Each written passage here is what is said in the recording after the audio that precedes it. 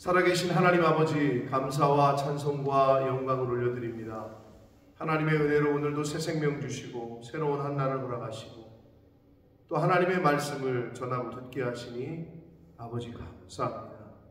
이 시간 하나님의 말씀을 듣는 모든 성도들, 그 심령 한 사람 한 사람 위에 성령으로 함께 하셔서 들어야 될 말씀을 듣고 깨달아야 할 말씀을 깨달아 오늘 한 날을 그 말씀에 순종하며 사는 복된 한 날이 되게 하여 주옵소서.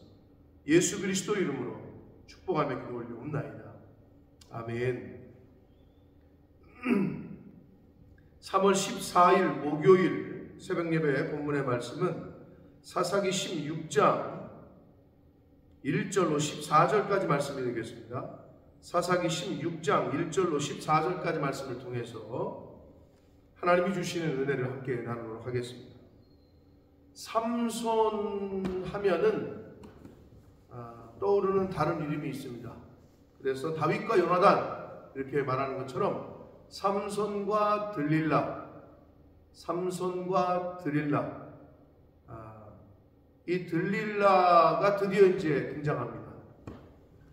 삼손의 힘을 나시린으로서의 최후의 보루였던 그 삭도를 대지 않는 것, 이 비밀을 삼손에게서 빼내서 블레셋 사람들에게 알려주고, 그래서 결국은 삼손이 블레셋 사람들에게 이제 붙잡히게 되는 그러한 그 역할에 아주 중요한 역할을 했던 이 들릴라, 이제 이 여자의 이야기가 나옵니다.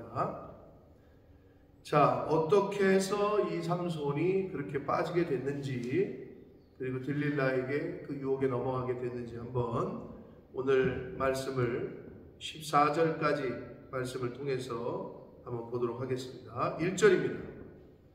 삼손이 가사에 가서 거기서 한 기생을 보고 그에게로 들어갔다라고 말합니다. 자, 삼손의 그 처음 딥나의 여인, 아내 때부터도 그랬습니다만은 삼손의 이 하나님 앞에 구별된 사사 삼손의 이 나시린이었던 사사 삼손의 약점이라면 약점이 육체의 정욕이었습니다. 나시린으로서 구별됐지만 이방 여인에게 그렇게 관심이 많았어요. 이번에도 이방 여자, 기생을 보고 또 이게 충동을 못 이겨가지고 들어갔다 이렇게 되어 있습니다. 여기서 들어갔다라는 것은 이제 성관계를 맺었다라는 그러한 그 의미를 완곡하게 표현한 건데, 근데 중요한 건 삼손이 가사에 가서 한 기생을 보고 그에게로 들어갔다 이렇게 되어 있습니다. 가사는 블레셋은 5개의 도시 국가입니다. 큰 도시 5개가 연합체를 이루어서 나라를 통치를 했는데, 그 중에 아주 큰 도시인 가사, 그 도시에 가서 그렇게 되어 있어요. 사실 나시린이었고 유대인이었던 삼손이 거기 갈 필요가 없었어요. 근데 거기를 가요. 그래서 거기서 보지 말아야 될 걸 보게 돼요. 이건 뭘 의미하느냐? 성도가 굳이 가지 말아야 될 유혹의 자리를 갔다는 거예요. 영적인 나시린인 저와 여러분도 마찬가지예요. 세상으로 가고 가지 말아야 될 곳을 가게 되면, 보지 말아야 될 것을 보게 되면 유혹에 빠집니다. 아유, 장사 없어요. 사사였던 삼손도 이렇게 넘어집니다. 하물며 우리이겠습니까? 우리도 마찬가지예요. 아예 가질 말았어야 돼. 아예 보질 말았어야 돼. 그러면 이런 일이 안 벌어져요. 근데 이 삼손이 연약함이 있었어요. 이게 약점이었어요. 우리가 지금까지 계속 삼손의 이야기를 며칠째 보고 있는데 그게 약점이었어요. 자, 그래서 가사 사람들에게 삼손이 왔다고 알려짐에 소문이 났겠죠. 그 당시에 워낙 유명인이었으니까 그들이 곧 그를 애워싸고 밤새도록 성문에 매복하고 밤새도록 조용히 하며 이르기를 새벽이 되거든 그를 죽이자 라고 결심을 합니다. 매복을 해요. 그러나 삼손이 이걸 알아챕니다. 그래서 밤중까지 누워있다가 그 기생하고 그냥 놀고 있었나 봐요. 누워있다가 그 밤중에 일어나 성 문짝들과 두 문설주와 문 빗장을 빼어가지고 그것을 모두 어깨에 메고 헤브론 앞산 꼭대기까지 갔다라고 기록이 되어 있습니다. 새벽까지 기다리다가 죽이려고 했는데 삼손이 어떻게 알았는지 성문의 그 문짝 그리고 그 기둥 그리고 빗장 이것까지 다 빼서 그것을 메고 갔다. 얼마나 그 힘이 센지를 다시 한번 우리가 보게 되는데, 근데 여기서 성문은요 당시에 그 성읍의 힘과 통치권을 상징했습니다. 성읍의 그 성문은. 그래서 구약시대에도 성문 앞에서 선지자나 재판관들이 앉아서 모든 사람들을 재판을 했던 그 장소가 바로 성문이에요. 성문은 그 도시의 그 성의 힘과 통치력을 상징하는, 통치권을 상징하는 그러한 장소였단 말이에요. 그러한 의미였단 말이에요. 근데 그것을 다 뽑아가지고 들쳐매고 올라갔다. 영적으로는 이 블레셋의 미래를 암시하는 복선이 깔려져 있다라고 할 수 있습니다. 자, 이렇게 한 기생의 이야기가 끝나고 다시 또 다른 여자가 나오는데 블레셋 사람, 드디어 이제 오늘의 주인공 들릴라가 언급이 됩니다. 4절 봅니다. 이후에 삼손이 소의 골짜기에 들릴라라 하는 이름하는 여인을 사랑하며. 1절에 나왔던 가사의 기생은 오늘날로 말하면 그냥 원나잇 스탠드야. 그냥 가서 하룻밤 즐기고 왔어요. 근데 이 들릴라라는 여자는 달라요. 사랑했다라고 성경은 기록하고 있어요. 원나잇 스탠드도 하지 말았어야 되지만 나시린이었고 구별됐고 유대인이었고 하나님의 백성이었던 사사였던 이 삼손이 이방 여자를 그 당시에 취한 것도 모자라서 사랑해가지고 연모하게 돼요. 그러니까 쉽게 말하면 완전히 푹 빠져버렸어요.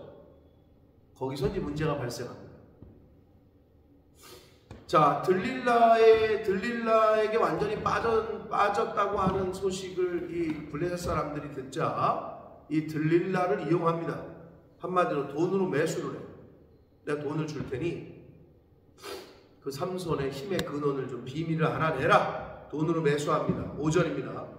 블레셋 사람의 방백들이 지도자들이 그 여인에게로 올라가서 그에게 이르되 삼손을 깨어서 무엇으로 말미암아 그 큰 힘이 생기는지 그리고 우리가 어떻게 하면 그를 결박하여 굴복할 수 있을는지 알아보라. 그리하면 우리가 각각 은 1,100개를 100개씩을 내게 주리라. 돈으로 매수를 합니다.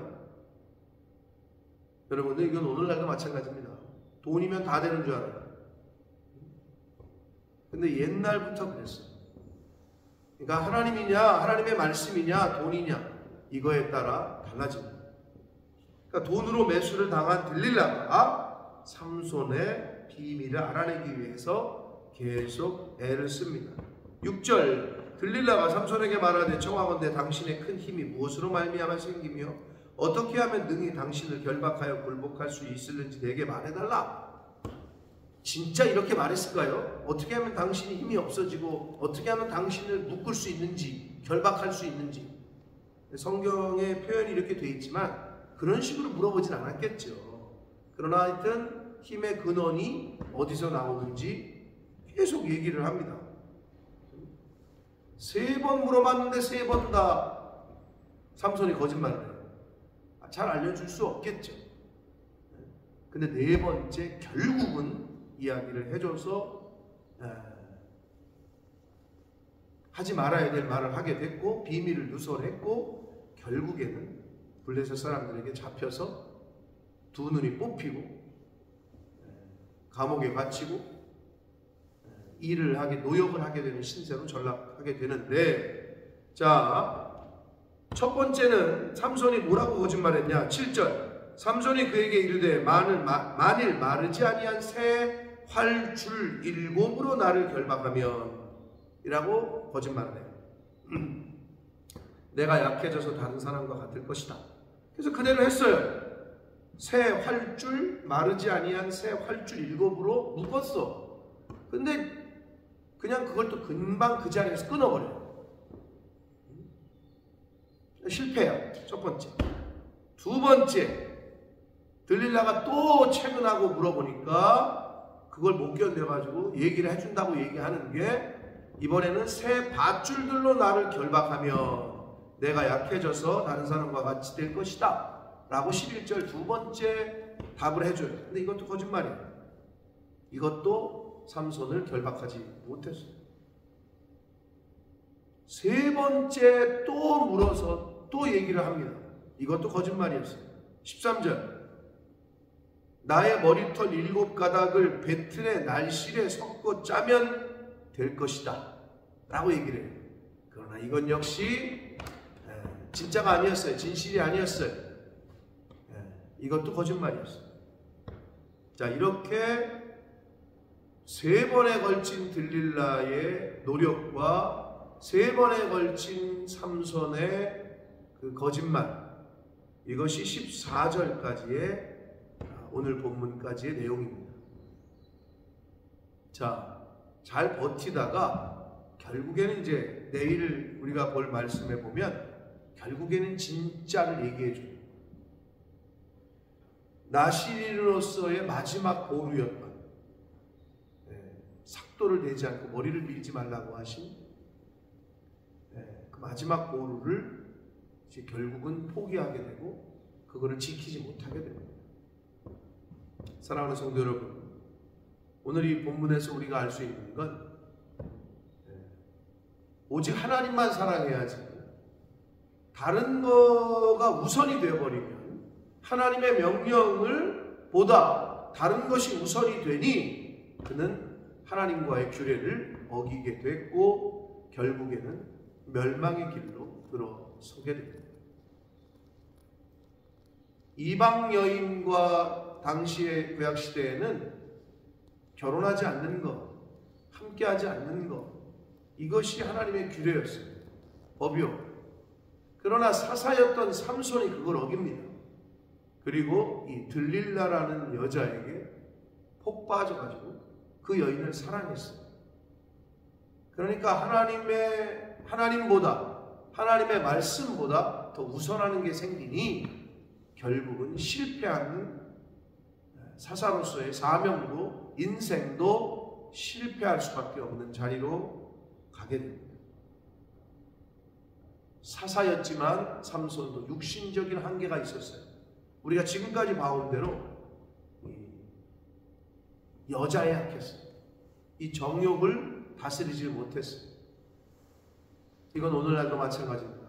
어떤 사람은 물질에, 어떤 사람은 이성에, 어떤 사람은 명예에, 어떤 사람은 뭐 다른 것들에 약점이 있어요. 조심해요. 하나님 앞으로 나와서 그 약점을 하나님이 커버하실 수 있도록 늘 조심하고 깨어 있어야 해요. 하나님보다 더 사랑하는 게 생기면 그게 우상입니다. 그리고 1절에 어디로 갔다고요? 가사로 가서 기생을 보고 하지 말아야 될 짓을 하게 됐어요. 그러면 최종적으로 우리가 죄를 짓게 되는 것은 하나님의 사람이 유혹의 자리로 가지를 말았으면 안 졌어요. 죄를 범할 일이 없었어요. 그리고 봐야 될 것만 보고 보지 말아야 될 걸 보지 않았으면 그런 일이 없었어요. 그런데 이 삼손이 가사, 즉 세상으로 유혹의 자리로 갔고, 그 두 발이, 그리고 보지 말아야 될 것을 봤어요. 그랬더니 결국 하지 말아야 될 행동까지 하게 됐습니다. 사랑하는 성도 여러분, 가지 말아야 될 건 아예 가지 않게 되시기를 축복합니다. 그리고 보지 말아야 될 것은 아예 보지 않으시기를 축복합니다. 그래야 죄악된 자리에 죄를 범하지 않을 수 있습니다. 그래야 하나님이 기뻐하시는, 하나님이 원하시는 사명을 감당할 수 있습니다. 바라기는 하나님보다 더 사랑하는 것이 없기를, 하나님이 제1번이요 가장 우선순위의 삶을 살기를, 그리해서 죄악의 자리에 빠지지 않게 되기를, 그러한 하루하루를 사시는 저와 여러분이 되기를 예수 그리스도 이름으로 축복합니다. 기도하겠습니다. 살아계신 하나님 아버지, 감사와 찬송과 영광을 올려드립니다. 아버지 하나님, 오늘도 저희들의 생명을 주시고 새날을 허락하시고 하나님의 말씀을 듣게 해주심으로 하루를 시작하고 또는 하루를 마감하게 하시니 감사합니다. 아버지 하나님, 오늘 주신 말씀을 가슴에 새기고 하나님보다 더 사랑하는 것이 없도록 하나님을 최우선순위로 하는 그러한 믿음 생활, 그러한 신앙 생활, 그러한 이 땅에서의 삶을 살아가도록, 가지 말아야 될 곳을 가지 않고 보지 말아야 될 것을 보지 않는 저희들의 육신이 되어지도록, 손과 발이 되어지도록, 눈이 되어지도록 주여 은혜 내려 주옵소서. 예수 그리스도 이름으로 축복하며 기도합니다.